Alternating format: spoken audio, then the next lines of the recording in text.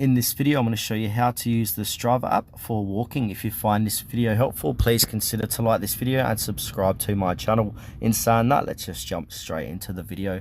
All right, if you haven't done so already, go ahead and go to your Player App Store and download and install the Strava application onto your mobile device.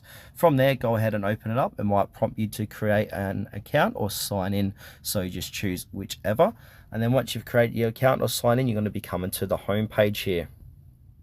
Now, once we want to do that, we want to go ahead and click on the record button. So click on record, and then it'll say choose a sport. So if we scroll down, we're going to see a walk section. So go ahead and click on walk. It'll say walk here.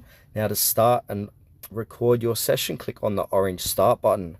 Strava will track your route, distance, pace, time, elevation, and calories burned. Now, during your walk, you can lock your phone or put it in your pocket. Strava will keep recording, so you don't have to worry about it cancelling your walk. And then once you've finished, you want to go ahead, tap finish, and it will save.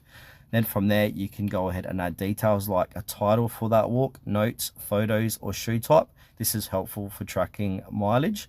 Press save activity to upload your walk. Then after that, you can review your stats as well. So after saving, Strava shows a map of your walk, total distance, average pace, and calories burnt. If you walk on a popular path, you might see segments and compare your performances with others.